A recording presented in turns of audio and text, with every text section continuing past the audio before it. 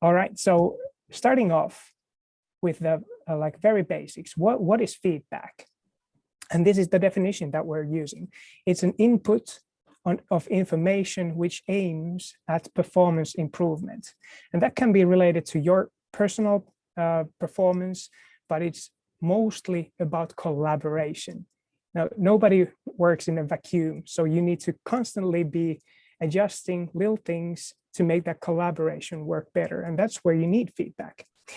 But what kinds of feedback is there? Like people and pretty much actually all organisms get feedback all the time. And in its very simplest form, feedback is sensory input. So if I stub my toe and it hurts, that's some feedback that my foot is giving me not to stub my toe again. Like that's the very simplest form of feedback. But then when we add just a little complexity to it, we can kind of pick up body reactions, body language, nonverbal feedback. For instance, when I say something and I see a reaction, that is feedback for me that the other person is projecting. But then when we still add a bit more complexity, there's this spoken and written feedback. And this is where we talk about reinforcement, redirection, and bringing clarity and understanding to between people. And when people say that they get too little feedback, which is very common, like majority of people say that even at least occasionally they get too little feedback. They mean exactly this spoken and written types of feedback. So we're talking about also feedback culture, which is a bit different than feedback, or it has more complexity to it. So feedback culture is a social setting in which giving and asking for feedback is normal and expected. So with this introduction to the topic, we can start talking with Aliisa. It's so nice to have you here. And you have a passion for positive psychology, and you're really bringing that to work, I would say. So can you tell us a bit, like, what's your role at Silo AI? What are the things that you're working with at Silo? Yeah, sure. So I'm a people specialist at Silo. So we have a currently 2-person people team taking care of the well-being and satisfaction of our 150 employees currently.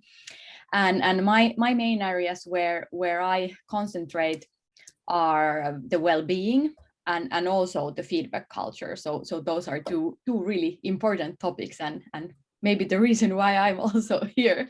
So the feedback has been my interest for a long time as well, like before I joined Silo. So how to help people to get and give better feedback and feel more appreciated. Right. So you also did your thesis on appreciation. Can you share us what were you studying in your thesis and what were the findings? Yeah, that you did? That's interesting topic. I was when Jaakko told all the teams what he had been thinking that we could discuss, I was like, I don't know how the 20 minutes is enough because everything is so interesting, I think. But about my thesis, I was interviewing IT engineers about their experiences related to appreciation at work. And also when I was doing my thesis, I of course did a quite big literature review related to earlier research on appreciation. And I think one of the highlights is that appreciation is really important in organizations. So it's not something like nice to have, but it actually has benefits for the whole organization on the organization level related to employee satisfaction and engagement, but also on the individual well-being. So one if I can share one one highlight from the previous research, the feeling that you are appreciated in your work, it might actually work as a buffer against stress. So in those workplaces where people feel appreciated, the stressful environment doesn't affect as badly to well-being. So it's really relevant thing.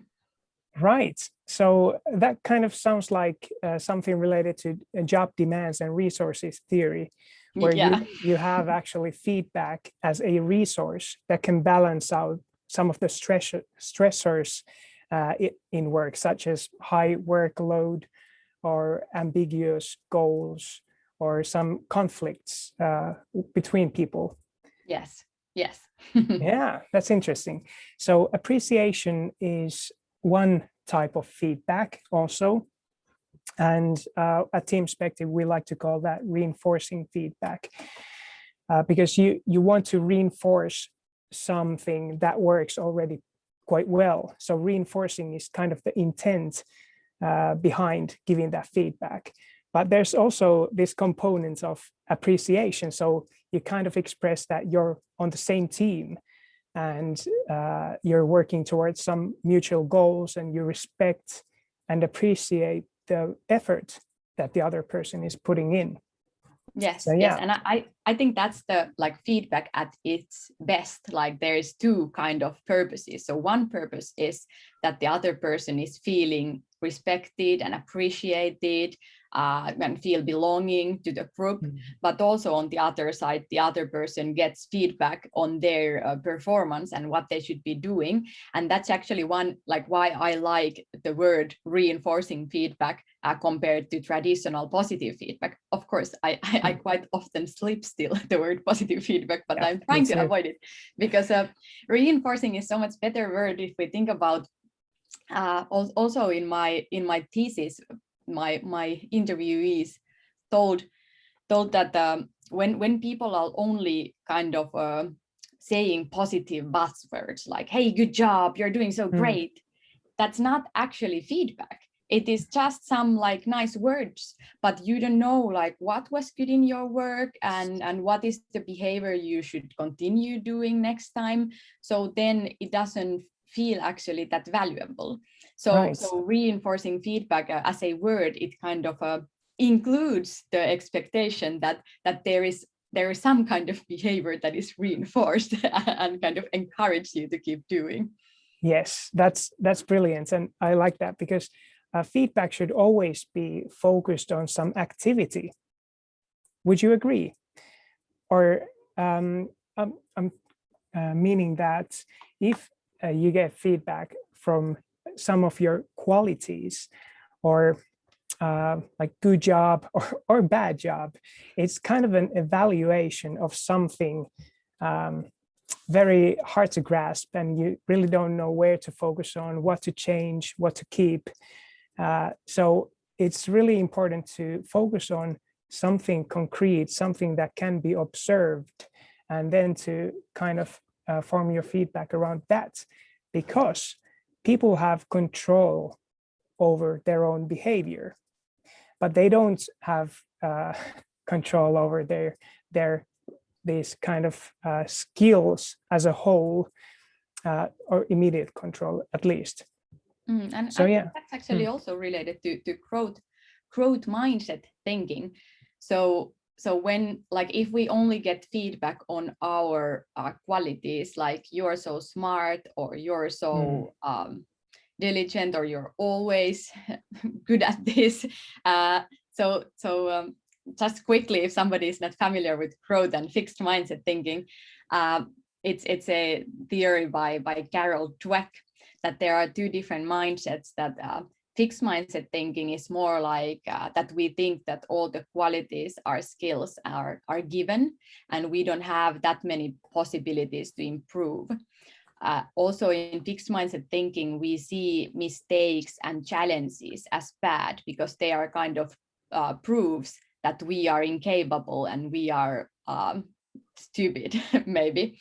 And also in fixed mindset thinking, feedback is then or if feedback is related to those qualities only, we are kind of encouraging fixed mindset thinking. On the other side, the growth mindset, then we think that we can actually develop our skills. We take challenges as good, and we see mistakes as nice learning opportunities. So when we actually give feedback on the behavior and action and improvement, that is also encouraging like growth mindset thinking more. Right. So you can actually influence how growth mindset or fixed mindset forms by the way you formulate your feedback. So it's actually very important to focus on those things that people can control, and exactly like you said, like those improvements and behaviors. So yeah, I love that. Growth mindset is one of my favorite topics as well. All right. So we've been working together for almost a year between like Teamspective and Silo AI. Yes. Can you share us what you were working on back then with regards to feedback culture? Like, did you have some goals in mind or something concrete that you wanted to achieve or change at Silo? Yeah. I think when we started working with Teamspective, the thing we wanted to improve was the peer feedback.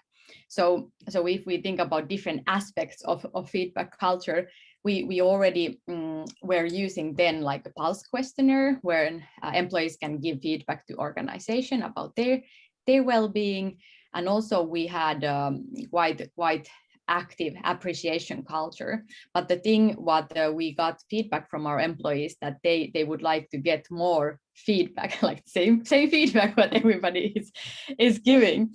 So then we wanted to start planning that how we can make it easier and as part of our organization culture that people ask and give actually feedback to themselves, not only appreciation, but also redirecting and developmental feedback.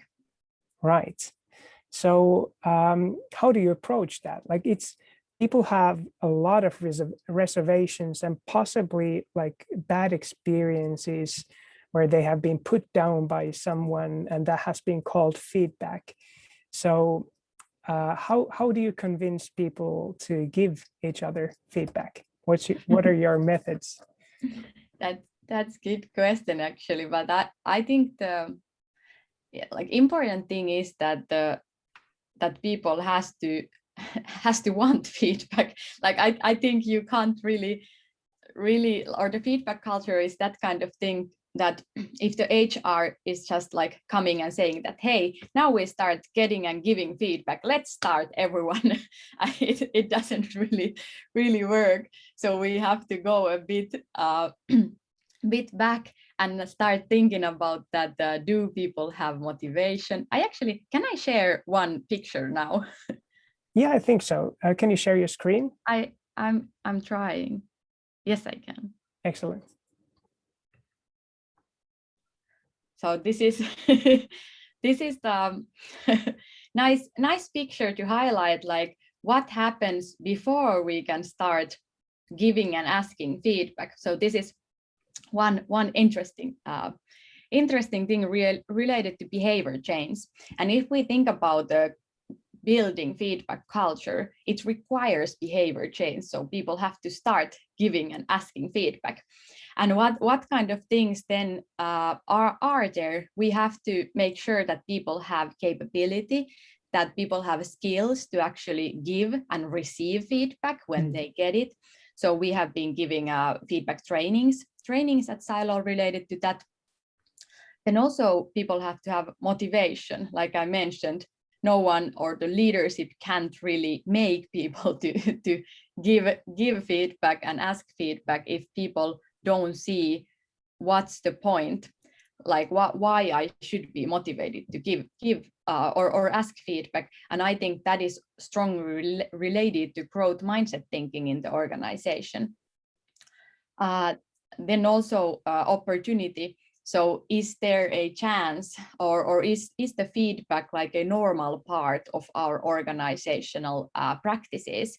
And there I think Teamspective, like feedback tool, is really useful, that there is an easy opportunity to give feedback. But also actually Teamspective helps with the capability thing, because in Teamspective, for those who haven't used it, it gives you prompts on how to form your feedback that is not insulting, and how to form reinforcing feedback that is actually related to behavior, and those kind of things. So I think this is really nice picture to start when you are starting to develop feedback culture. That's nice. Thank you for sharing that. There's a lot to memorize in that picture, and it's almost as scary as feedback can be. But yeah, there's also this pulse questionnaire that you have been using. So what's your process for that? Why are you collecting information from people? What kind of information you're collecting? And then what do you do with that information? Yeah, many important questions. Yeah, I'm going to let you speak for 25 minutes now. Thank you, Jaakko. I could start from that why I think the pulse questionnaire is important, and why we use pulse questionnaire. So pulse questionnaire is usually like or I don't know if it's an option or more like addition to traditional employee surveys, like yearly or bi-yearly employee surveys. So pulse questionnaire, we use pulse questionnaire each week, but I know that some organizations have it like bi-weekly or once a month. Like what is the good phase for your organization? And I think the benefit of pulse questionnaire is that if we only ask employees how they are doing once a year, it is usually already too late.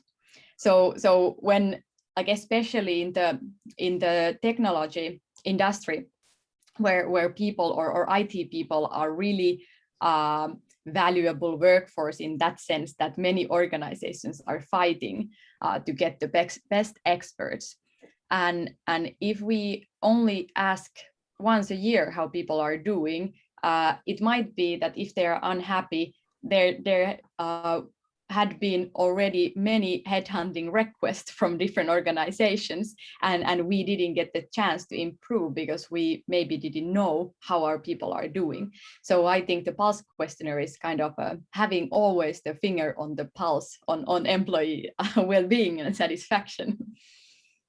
And then what were the other questions related to this? So what kind of questions do you use, and do you think some questions are more important than others? Yeah, that's a good one. I think we are using almost like the default set by Teamspective. So there are questions related to goals, like and prioritization, feeling of autonomy, well-being, workload, meaningfulness or motivation, and of course the satisfaction with feedback. And I think it's really depends on the organization, like what questions are the most important. Like, of course, we know from the research that there are some things that always affect people's well-being and satisfaction in organization, but then also, like, when we know like what are the pain points of our organization, then it's then you can kind of think that, okay, these are the questions we want to follow more closely, because there are the challenges usually. Right. So how do you see the challenges? Like, what's your process for checking that data or the answers by your people, how do you review those answers, and how do you take action? How do you know when is the right time, and who are you going to be talking to next? Can you shed some light? So many important questions in the same sentence. I don't know. Sorry where about to start. That's No great problem. feedback. I need to work on like the skill of forming less questions at a time. But yeah, I think that's one of the most challenging things, like, and also the area where many organizations fail or could improve. I think, like also us, of course, that what do you do then with the pulse? So quite often employees have the feeling that I just have to fill those questionnaires and nothing happens, even though I give the feedback that I'm not happy with this area. And that can be disengaging if they think that nothing is going to happen because of those, no one's going to review their answers or this kind of thinking. So yeah. Like I think that's really good point. I was just recently talking to my friend, and at their workplace the yearly employee survey had just launched, and then he was new in the organization, and he asked from more experienced colleagues that hey, okay, like, do you usually answer the workplace survey, or how important it is? And everybody was just laughing that I'm not wasting my time, like, because nothing ever happens, that you just use 20 minutes to fill it and then nothing happens. and of course that's not the thing what we want when we do those questionnaires. So I think it's really also not only for the motivation to answer to the questionnaire, but also I think it's that if you get the information from your employees that what they are not happy with, like, can you really waste that information and not do anything for it? So usually we review the pulse results each week when the results are ready, and then and when we think about pulse questionnaire compared to those yearly surveys, I think or my view is that we can't react immediately, because also the benefit of pulse is that we get more data from a long time, so we don't have only one measurement point.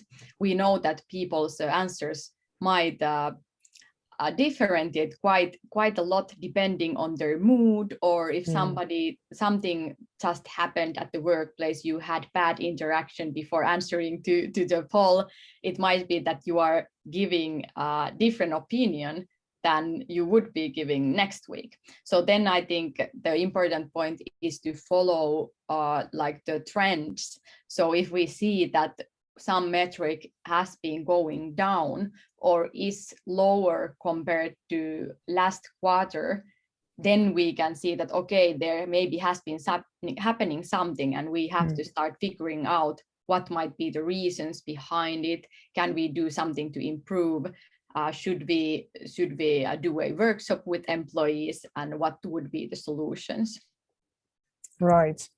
So the pulse questionnaire is only it only like highlights some areas that should probably be talked about more.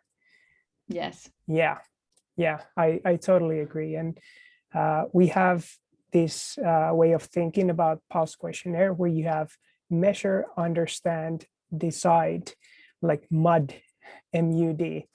So measure is using the pulse questionnaire. Everyone preferably answers every time they remember to answer. And then understanding is about talking about the findings.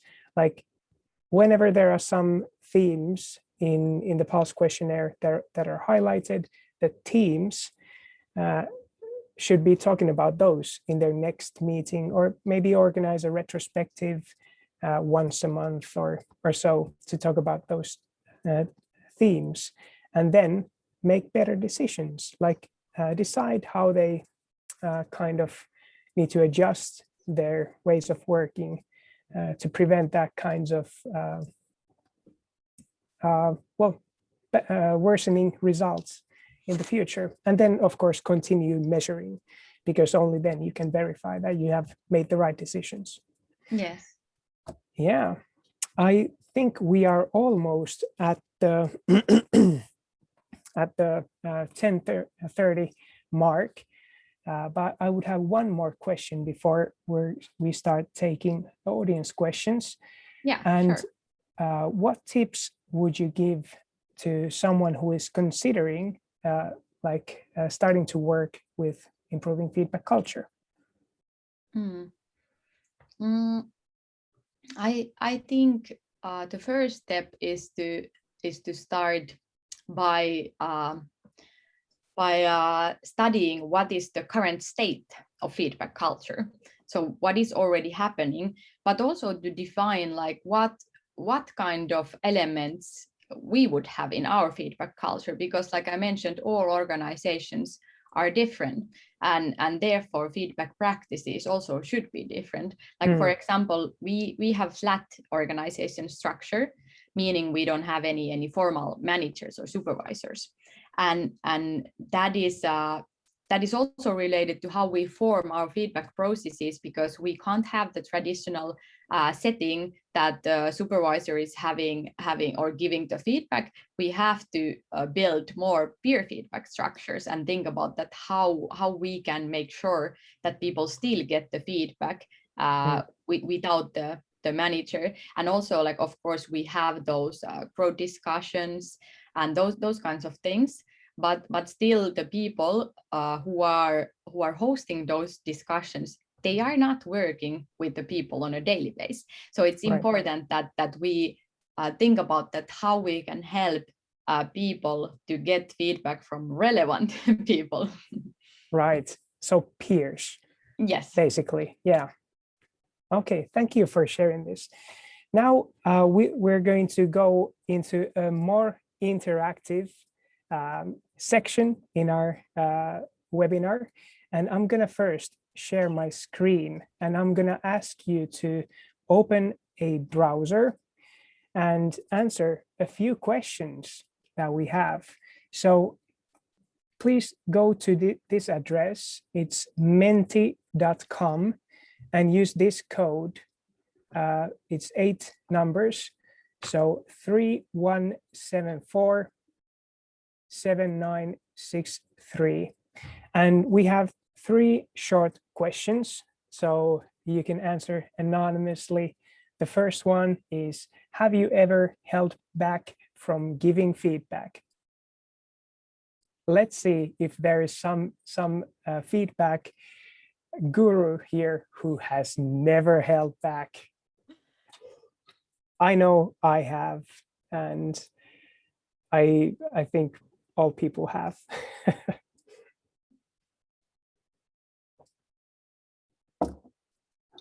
11 answers, really nice. Okay, wow, we did have that one person who has never held back. That's amazing. Please share in the comments your thinking, like how do you approach feedback? Okay, I think we can move to the next question. And so which one do you think is more scary? Getting feedback or giving feedback? Giving feedback is getting a head start. Getting feedback is also starting to activate there. Nice. Okay, cool. This feels like being on the horse race or something, and Jaakko is like the person who is telling what is happening. Yeah. Nice. Okay, 20 answers. Thank you for being so active. This is really nice. I agree 100%. I feel much more scared when I have to give feedback.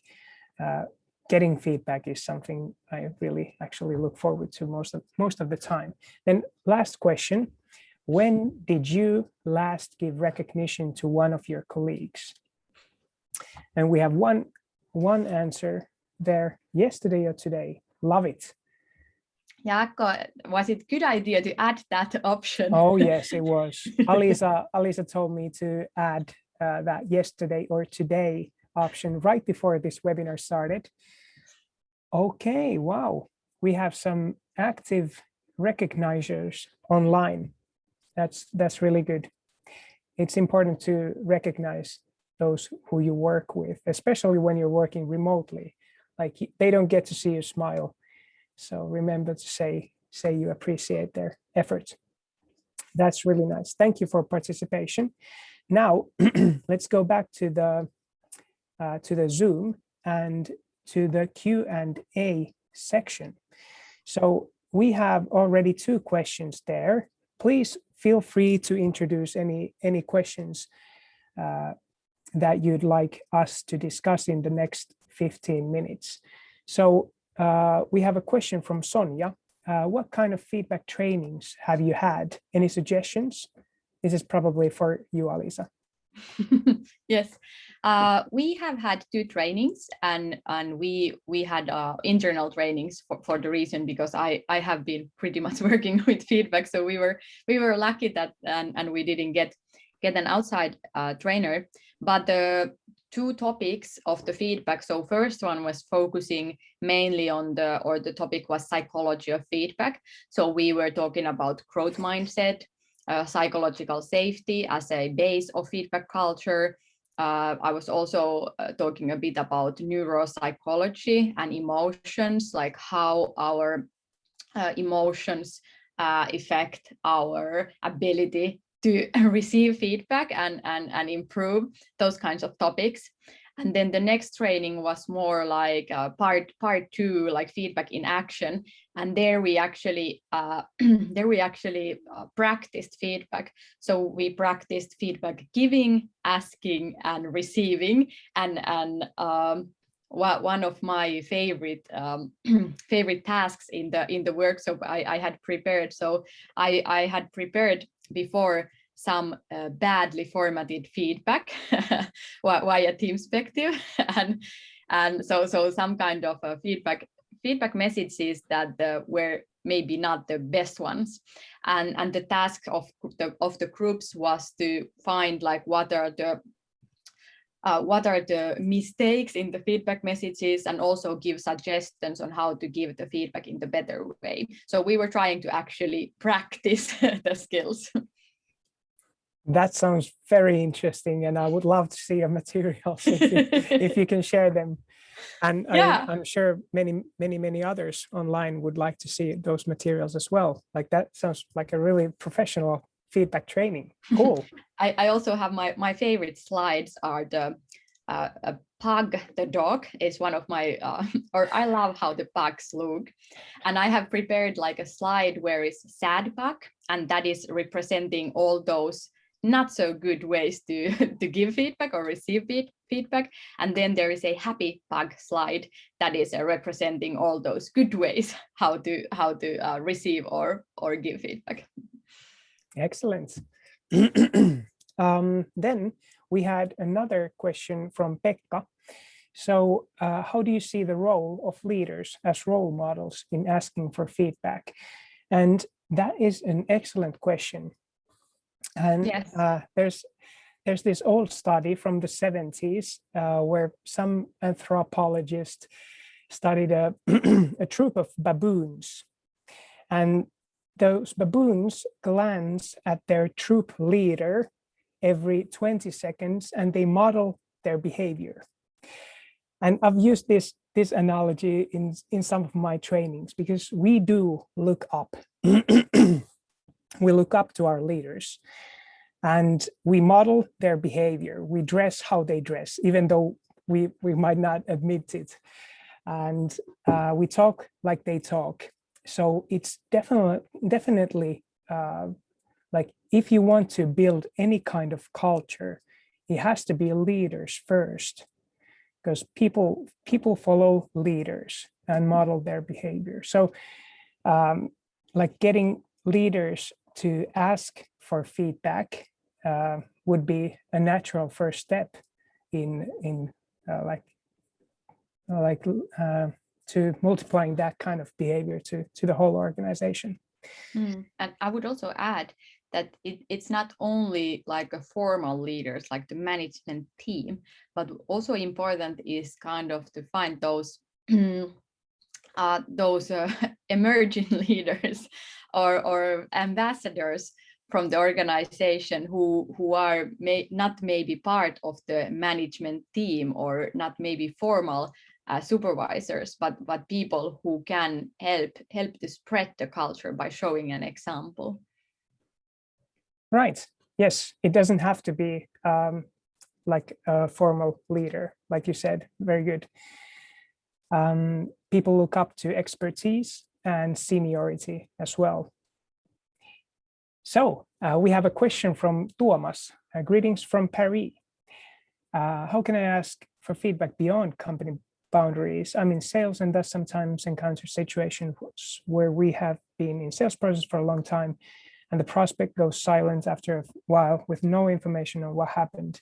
Perhaps they are scared to give feedback. That's right. People don't like to say no. And I do sales myself, and I have that all the time. Like people don't like they stop responding, then I have to call them and kind of get the answer, get the no, in order to find out why not, so that we can improve. But I already know that answer usually. For me, the best way is just to call them. But haven't you used it for some customer cases, Aliisa, or do I remember correctly? Like you have asked for feedback from customers. Yeah, that's true. But I'm not maybe the best person to comment on this because even though the feedback culture is on my responsibility, the client feedback is on our sales team. But like related to question, like the specific question that like what to do when you don't get an answer, I can share one concrete tip I got from my previous boss. And this is just I'm not sure, like she had tried this at least once or twice and it worked.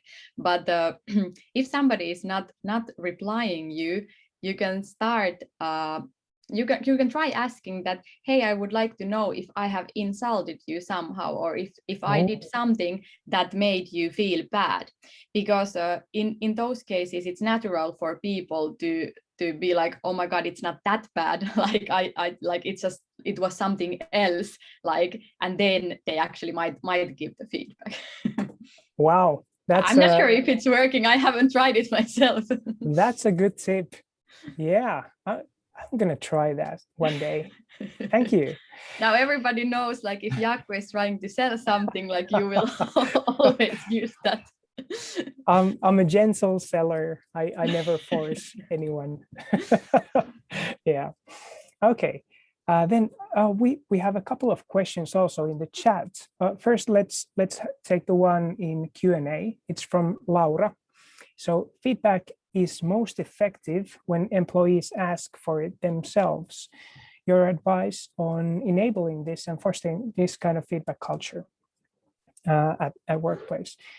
This is a great question. So it's not a familiar way of working to ask for feedback. Like most people never ask for feedback because they rely on whatever process they might have already in place.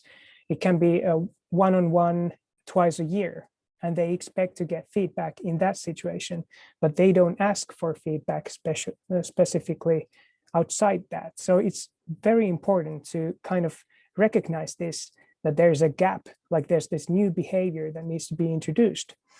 And there are a few tips. One is to use that existing feedback process to facilitate that asking for feedback. So there's a one-on-one round of one-on-ones coming up in 2 weeks. Now would be the perfect time for people to collect feedback from their colleagues and peers, and maybe customers even. So this is what we're trying to introduce to our customers, so that they would actually use that one-on-one to facilitate that new behavior of collecting also feedback from peers. Because despite having those one-on-ones, many people are dissatisfied with the feedback they receive at work. So that's kind of a good reason to enrich that existing process with peer feedback. And then the other tip would be leaders first. And honestly, to have leaders and managers ask for feedback from their people and then be open about what kind of feedback they received, kind of to destigmatize feedback, to make it look safe for people to ask for feedback, because people are afraid of what they might receive, if that's going to be used against them, but they also don't want to seem needy. Like I would, I'm asking for feedback because I want to be said I'm a good boy. That's actually really, I think that's really important point, like the feeling of neediness and the like fear of looking needy, because like that's the thing what our employees have also brought up, that sometimes it feels like in a growing company when people have usually quite a lot of work to do and are busy, people might start feeling that maybe like I don't want to disturb anyone or like bother anyone with my feedback request, like maybe they are so busy that can they give me feedback. But then when there is actually some processes where it is required and that you should ask feedback, then it's kind of like official part of your job to ask for feedback, and also people should give you feedback when you are asking it. So I think that's really good point. Yes, I love that. Like it's not something that you can do. It's part of your job to give feedback and to get feedback. And I think that works especially well in self-directed organizations where there may be maybe it's not even at all these one-on-ones with manager or coach. And great. also I think I have noticed that of course the best situation would be that people are proactively always asking for feedback after and in the middle of important project or after a presentation, like always when they are doing something they would like to get feedback from. But the truth is that it's really difficult to start like that. So I think first we need to create some kind of structures where the feedback asking is coming more familiar, and then people are getting motivated to do that also spontaneously after some situations. Yes, and that's exactly what we would be aiming at, like to have feedback sessions or have people ask for feedback. I don't know, maybe once a quarter is quite common for our customers. But then, of course, in addition to have that ongoing feedback verbally in different situations, to just like invite discussion, like how did you find it when I said this in that meeting, like opening up those kinds of discussions. That's really nice. Yes. Then we have a few questions on the chat. Let's take Hanna's question first. So what are the biggest pitfalls companies face when developing their feedback culture, in our opinions? You want to go first, or should I? If you have something already like on mind, I'm still thinking about what I think are the biggest ones. I think the biggest pitfall is to expect things will radically change immediately. Like changing culture or developing culture takes time. Like you need to introduce new behaviors, new habits, and new norms into your organization. So that takes a lot of time because people need to change their minds about something. So first, maybe 30 or 40% will change their mind when they receive new information and a new process. Okay, they already changed their mind and they start adopting their behavior accordingly. But then the rest, 60%, will kind of say, okay, should we be changing? Like not all people are willing to change their behavior immediately. And you need to stick stick to the plan. And you need to also share some victories, share some, like be open about what kind of feedback you as a company receive. You need to use that feedback so that people feel encouraged and empowered, which is the topic of today. Like their voices were heard and something was done about some issue that was raised in those pulse results.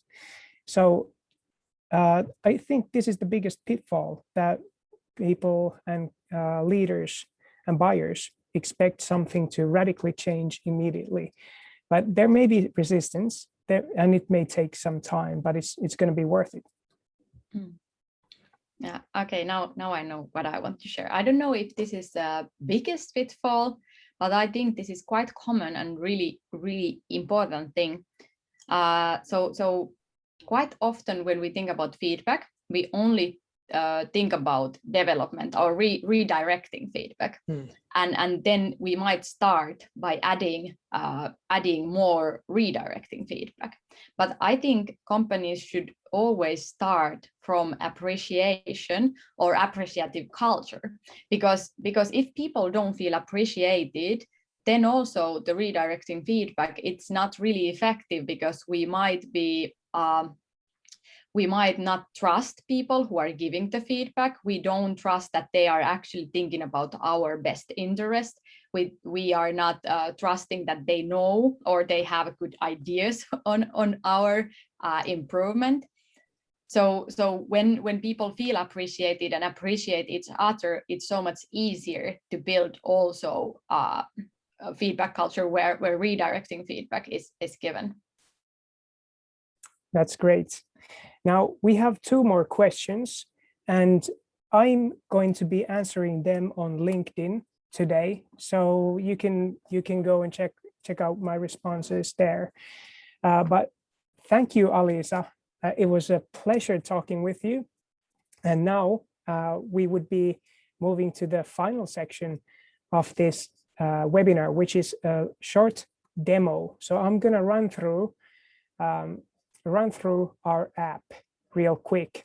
So you can probably see my browser. Nice to see you, Leslie, right here. So Leslie is logged into Teamspective, and this is like her home page. She can see the main features. She can send praise to one of her colleagues, and she can ask for feedback. But she can also reply to the Pulse questionnaire. But she can also do that here on Slack. So you have the same questions right here, and I can give my answers directly in Slack without leaving it. So it's really easy to do here. You can also see here are some notifications.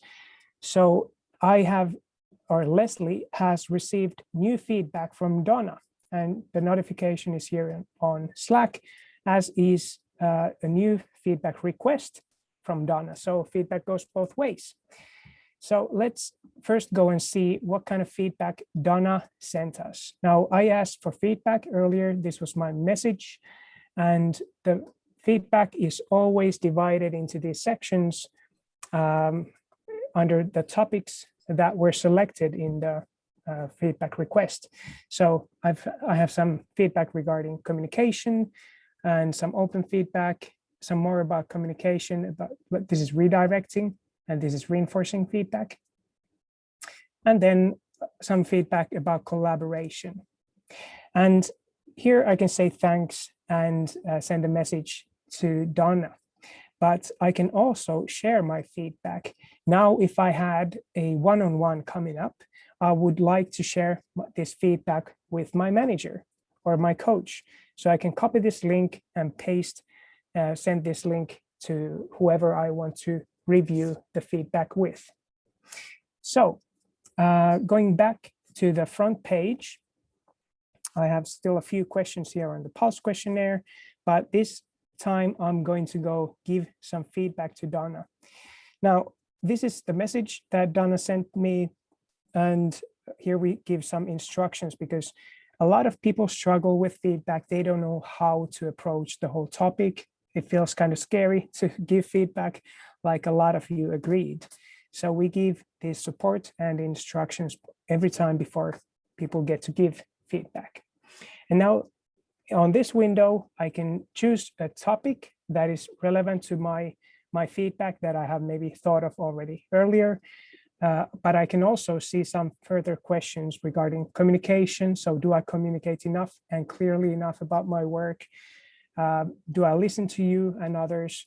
These kinds of questions are exactly the types of things that bring our thinking to a very concrete observation. Like we discussed regarding growth mindsets, it's important to focus down on those concrete things in our feedback rather than evaluating, for instance, like your communication is 3 out of 5, and that's my feedback to you.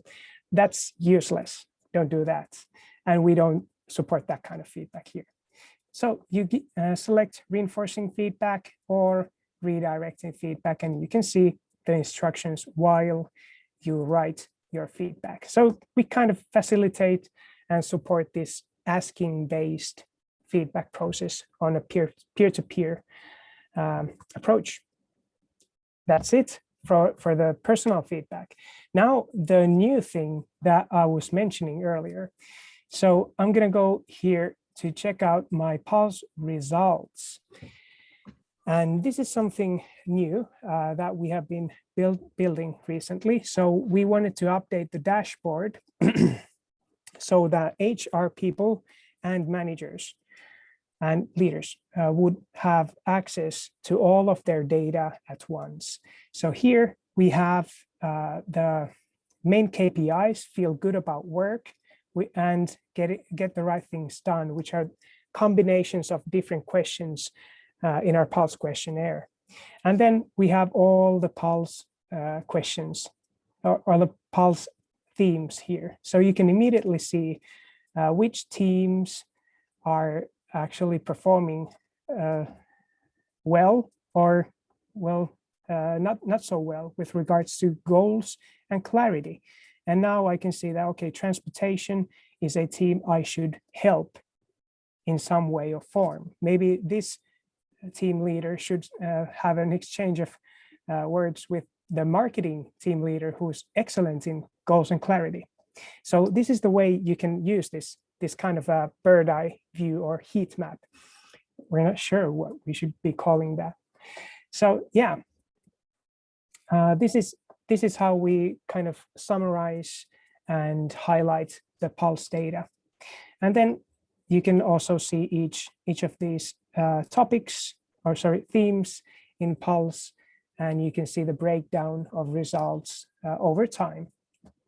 So this is Teamspective, and if you're interested in stuff like this, if you want to work on feedback culture, please send me a message and I can chat, and maybe Aliisa can also answer some questions if you want to ask our first customer. Sure. And Jaakko, I have to ask, do we already have that new feature in Teamspective?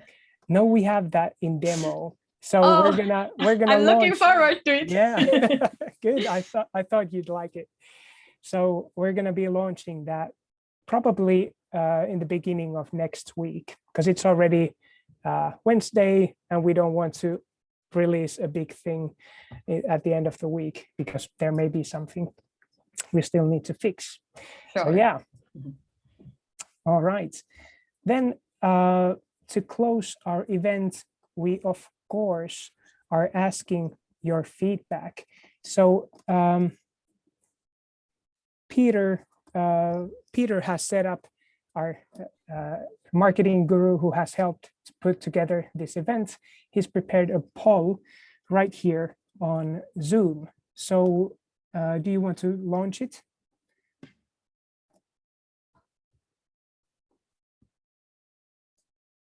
Okay, we're still learning to use Zoom polls.